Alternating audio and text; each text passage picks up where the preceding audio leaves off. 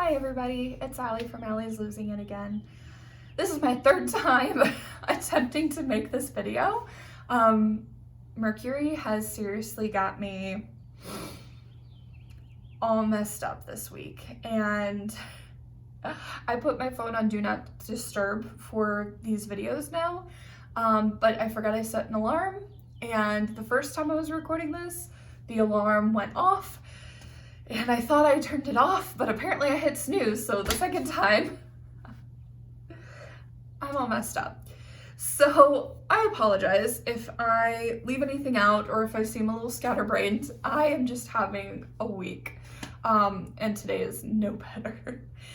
So I am coming back to you with my 1 month official update. Today is February 20th, 2020.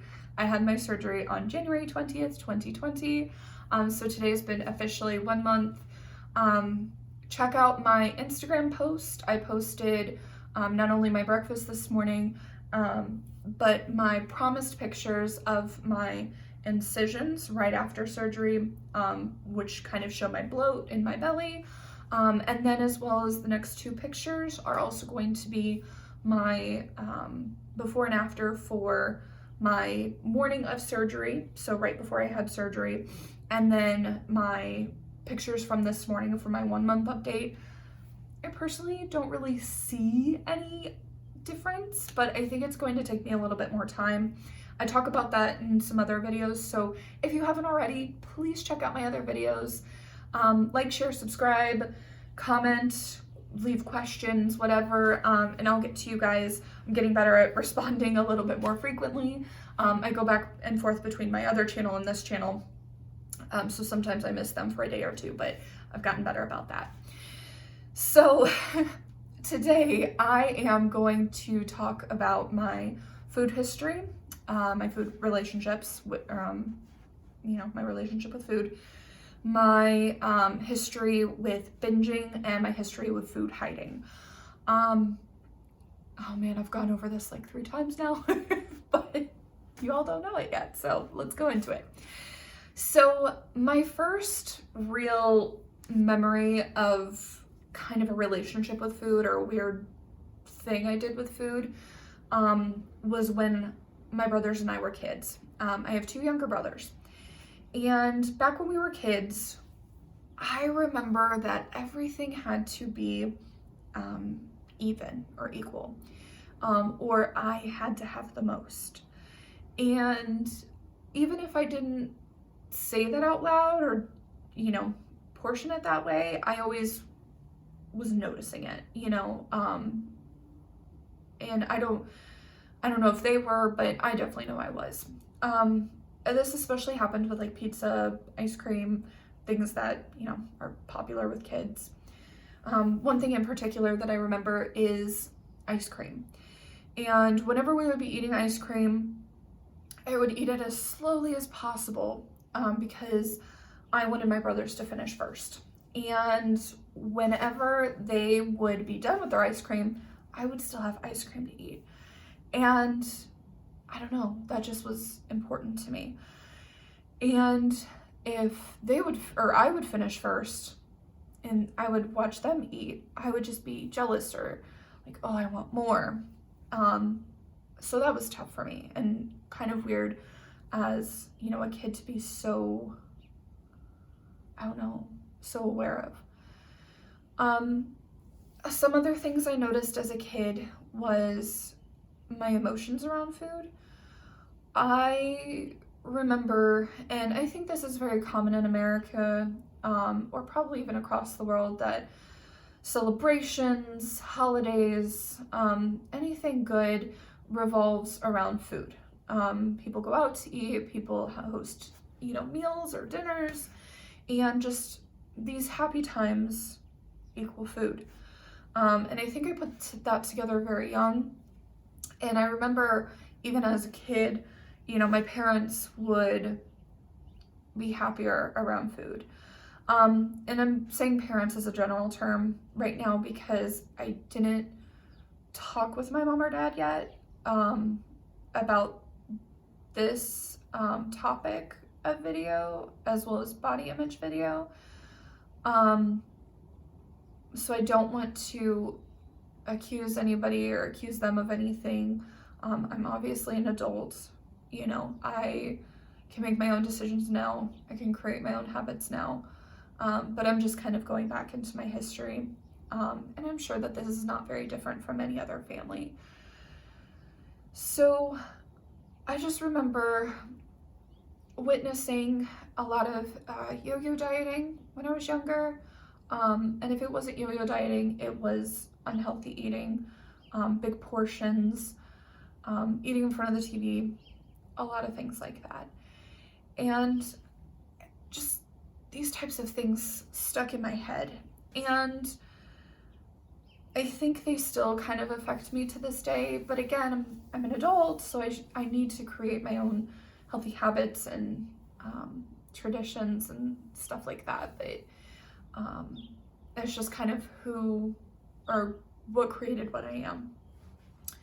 So I think I had my first diet when I was, I want to say like 13. And it's funny because I wasn't a heavy kid. I wasn't, you know, fat or anything like that. But for some reason, you know, I thought I needed to lose weight.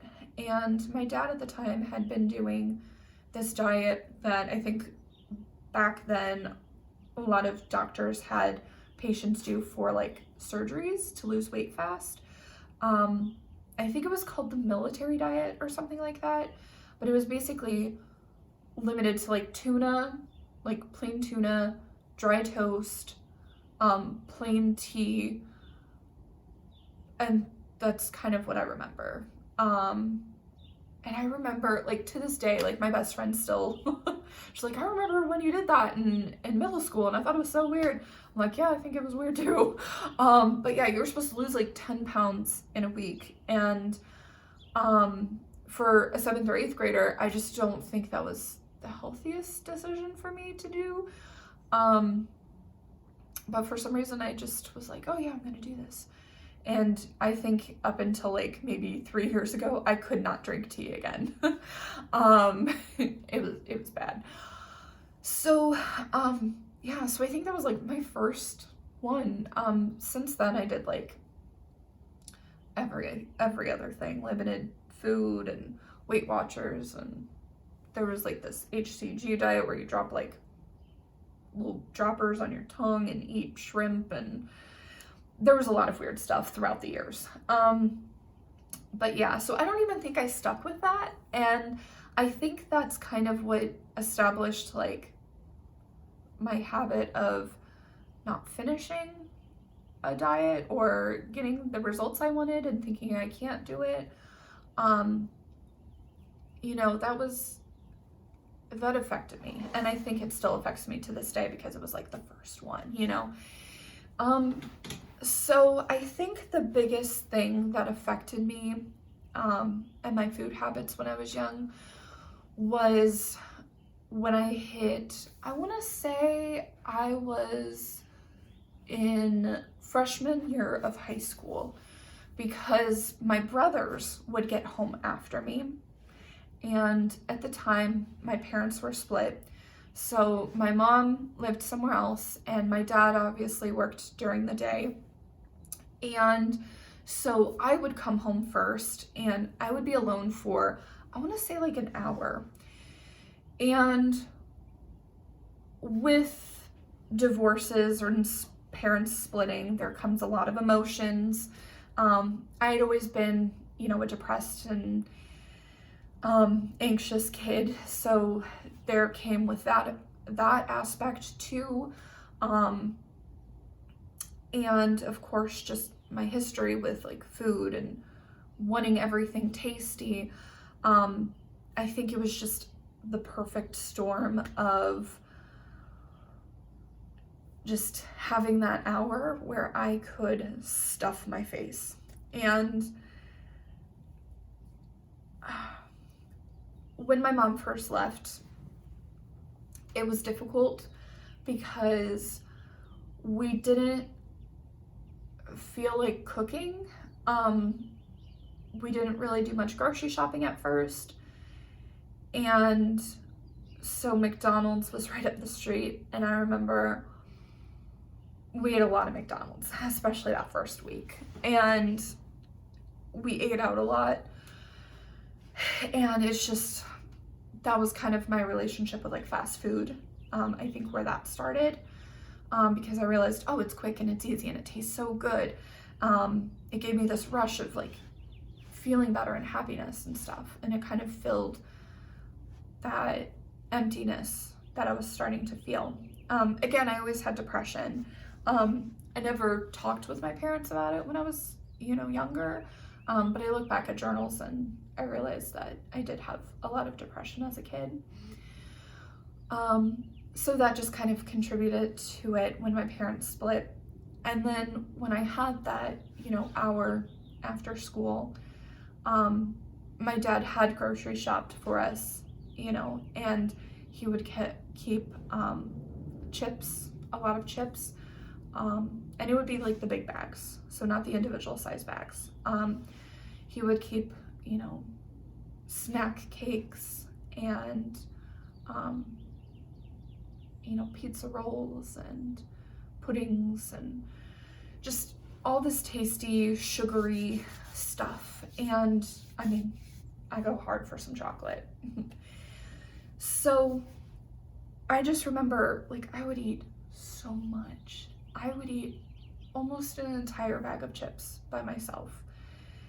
And I would just like sit in front of the TV watching Gilmore Girls, and I would just eat these chips. Or I would eat a nutty bar, and then I'm like, they come in 2 packs, and I'm like, oh, I want another one. So I would eat like 3 packs of nutty bars plus the chips, or cook Hot Pockets and just have like 20 of them instead of like a 8 portion one. And I would get so embarrassed, and I would get worried that I would get in trouble for eating all this food so fast. So like there would be times where I would like hide it. Like I would throw away the wrappers underneath the trash, or I would stuff the chips under something. And there was maybe a couple of times where I remember my dad being like, why are you guys eating this food so fast? Or where's this food going? I just grocery shop. And none of us would really say anything. I don't know if my brothers really knew. I guess my dad didn't know, but it was hard. I don't know, I'm gonna cry about it, but yeah, it was a lot. And another thing in high school that I remember is, you would go through the lunch line, and right outside the lunchroom where you start to pay for your food, there was like a cart of snack cakes. And I had never stolen anything in my life except for snack cakes. So like Star Crunches, I would sneak the Star Crunch in a place where the lunch lady wouldn't see it, because I knew I only had enough for this lunch, or I would overcharge my lunch account for this stuff. And I didn't do that too often, but I still remember it, and I'm like, it's the only thing I've ever stolen, and I don't know, I think about it and it still makes me feel crappy. And of course, throughout high school, I went back and forth on yo-yo dieting and doing this and doing that. I remember towards the end of my high school years, I became friends with somebody that was like more active. She ate more healthy. She had smaller portions, and I kind of adapted that towards the end of high school. So I would probably say my last semester and the summer before I went to college, and I dropped a good amount of weight. I never stepped on the scale, I don't think I ever stepped on the scale. Like I would kind of like go up and down in jean sizes, but I never stepped on the scale like in high school or middle school or anything. Like I didn't want to. So everybody's like, oh, I was this weight in high school, or I was this weight in middle school, or I was this weight coming out of high school. And I'm like, I don't know, you know, I never wanted to look. And so when I was friends with this girl, like I dropped, you know, a good amount of weight before I went to college, and I felt pretty good. When I first went into college, I became friends with like these girls that were thinner. You know, so I kind of started feeling like the bigger friend, even though I was like at like a decent healthy weight again. But then like you go away to college and you gain like the freshman 15. Well, mine was like the freshman 50. And of course I got into a relationship that I look back on now, and it definitely wasn't healthy. Because I mean, I loved the way that he made me feel. He made me feel beautiful no matter what, and he didn't care what size I was. But looking back now, I think he enabled a lot of eating for me. But again, I'm an adult. It's my choices, my relationship with food, so I can't put that all on him, you know, because it's a lot of, you know, my fault. Like I wanted things. You know, I get moody without food, and I was moody back then anyway. So I think there was a lot of trouble with that. And then of course, like I had gotten into soda, which I never was before. So I was drinking like several sodas a day. In college, there wasn't many healthy options. So I always had like chicken fingers or burgers and fries and just all this unhealthy stuff. And I just always ate it. And then if I was out with my boyfriend, you know, I'd want to get McDonald's or whatever else food that we could get. And like looking back now, I'm like, oh, like I feel like I made our relationship all about food. So I just like, yeah, it was a lot. I did remember by the time that I left college, I think it was like halfway through my junior year, after my breakup. I was 268. So I do remember that. And I remember getting, like, after the breakup, I just got into a mindset of, I'm done feeling like this. And I, you know, before I left school, I started working out like every morning, even if it was just like the elliptical. I lived for the elliptical. I loved it. And I would do that for a long time each day. I started eating less. I don't think my actual like decisions in food were changed yet. But after I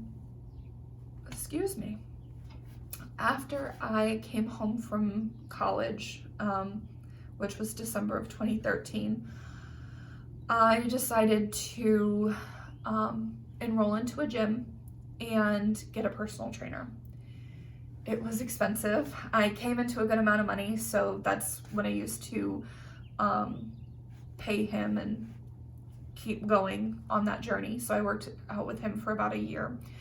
I dropped, I want to say, down almost 50 pounds. I think I was about 211 when he and I finished together. I was really into weightlifting. I was really into CrossFit. My relationship with food at the time had changed quite a bit because he had me like more on a high protein, low carb diet. I cut out a lot of sweets and sugars, and I was working a lot. And then when I was working, I was also working out a lot. I would spend at least 2 hours in the gym. Even if I wasn't working out with him, I would still be going, you know, on my off days with him to the gym. And I loved it. Like I thrived off of it. I felt so good. And then I found out that I had a pituitary tumor. For those that don't know, the pituitary gland kind of hangs off your brain. I joke and I say it looks like the ball sack of the brain. because it kind of dangles and looks weird. But I found out that I had a pituitary tumor, which the pituitary affects a lot of hormones in the body. It affects a lot of things. And I think it kind of made sense for my attitude and my just everything, back when I was in college. So when I found out that I had that, I pretty much gave up. I was like, what's the point? I have this going against me. Yeah, I just was not feeling positive. I tried to get back into the gym here and there, but like my food habits just kind of went downhill.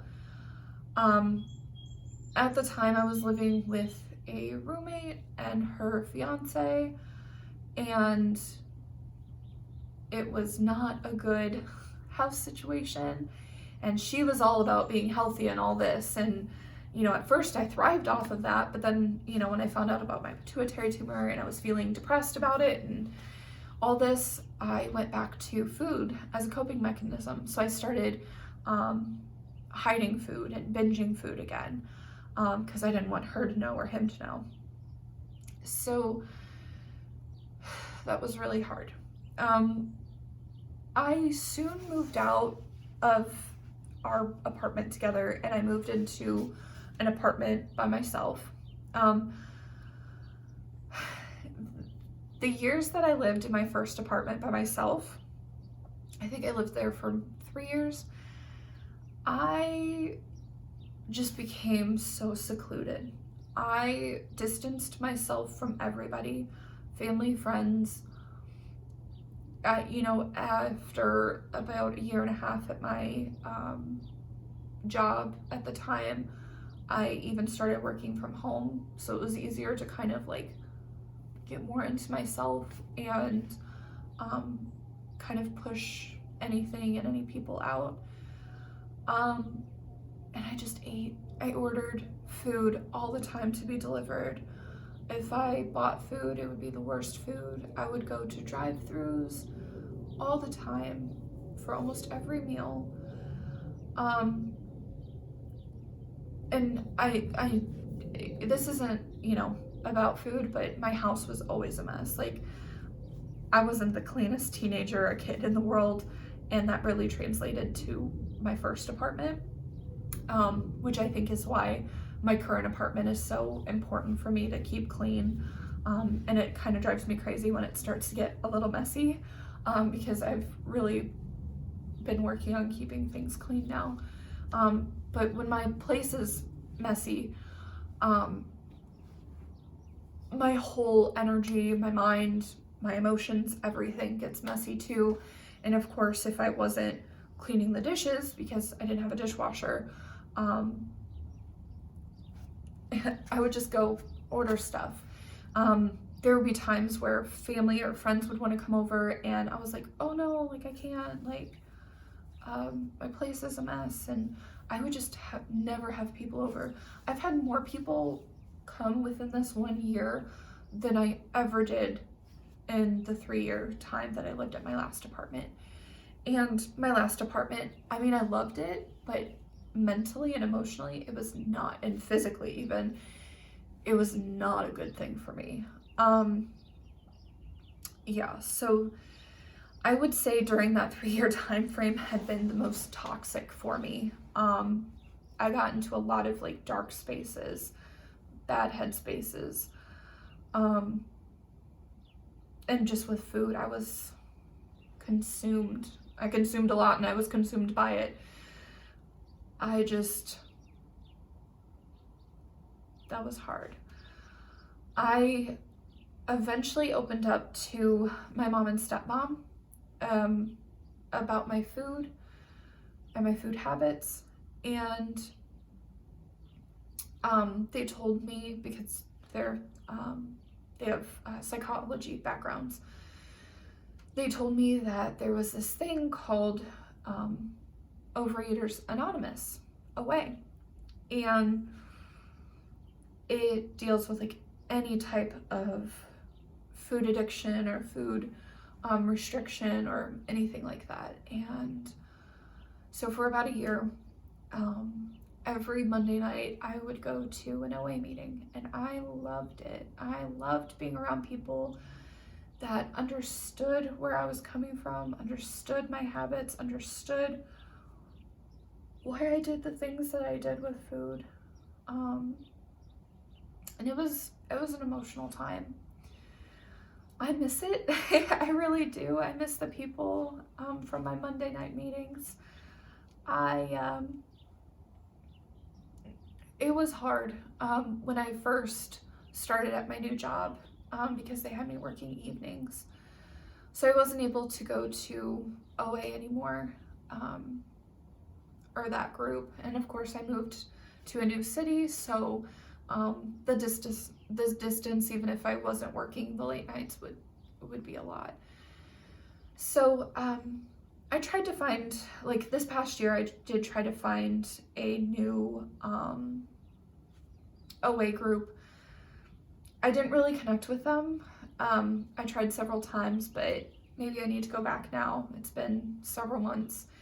Or maybe just find a new group that meets on a different day. But I would highly recommend, if anybody is struggling mentally, emotionally with any type of food relationship. It doesn't have to be binging or hiding food or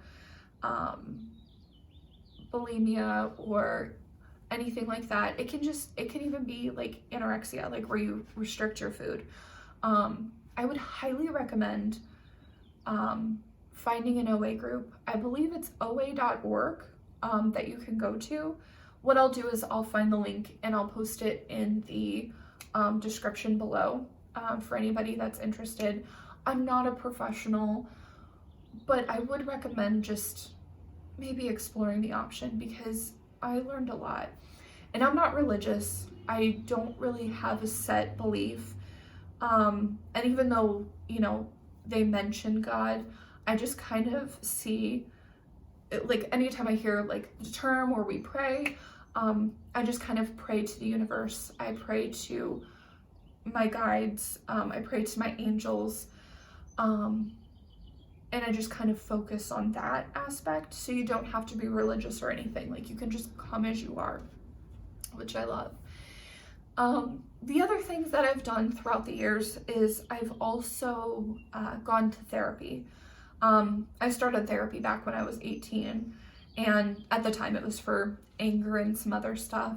I would say last year I changed therapist, and I connected with this therapist so much.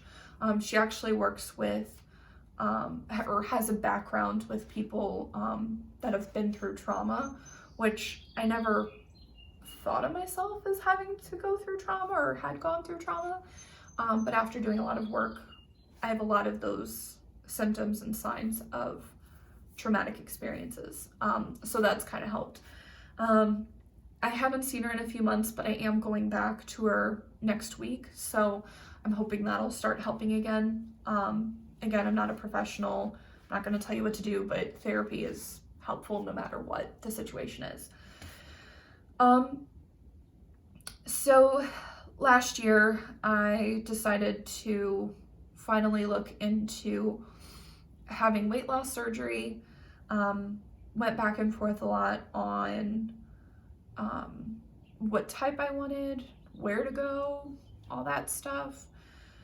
I think the hardest part of all of this, pre-surgery, after surgery, all that, is accepting and adjusting my relationship with food. Just because my stomach is a certain way now doesn't mean that I don't have these cravings or these desires. This week has been so stressful, and I don't have a way to cope with it like I used to. I can't just drive through McDonald's and get a shake and a burger like I wanted to. I can't eat a burrito bowl when I'm hungry. I can't get Panda Express, because I forgot my lunch. I can't, my dog ripped up a bunch of carpet. I can't, just be like, screw it and go get my, chocolate and ice cream like I wanted to. So now I have to sit with it and I have to accept how I'm feeling. I have to clean it up and I have to forgive my dog and figure out how to deal with my stress. I'm sure there's a lot more I need to do, but I can't rely on food like I want to. There's a couple of birthday parties that I'm going to in March, and I'm also hosting a potluck game night at the end of March. And all of those things are going to involve food and probably sweets, and I'm going to have to say no. I'm going to have to come up with something that I can have, and just figure out what I can eat, or just move past it. And I think it's a lot more exhausting mentally and emotionally than I expected. Like, I knew physically it would be different, but just like all of this mental and emotional part of it, it's a lot. And I know people say like, oh, before you have this surgery, you need to get all this figured out. You need to get this in line and get this in check. I've been doing that my whole life, especially the past few years, especially last year with my therapist. How? How are you supposed to have that all figured out by the time you have surgery? I don't think you can. I mean, probably, like, if you don't have this relationship with food or whatever, but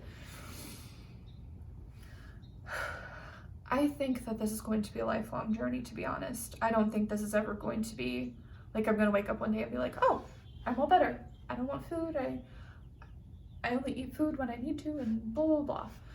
Like, this is going to be a long time coming. So I think that this is good. I think that my decision to have the surgery has been good. It's been life-changing. My relationship with food has already significantly changed. I think it actually does help that I had the gastric bypass because I don't want to dump. So it does prevent me from like trying to sneak in stuff. I don't want to, but you never know. Like, mentally and emotionally, you never know what you're gonna do.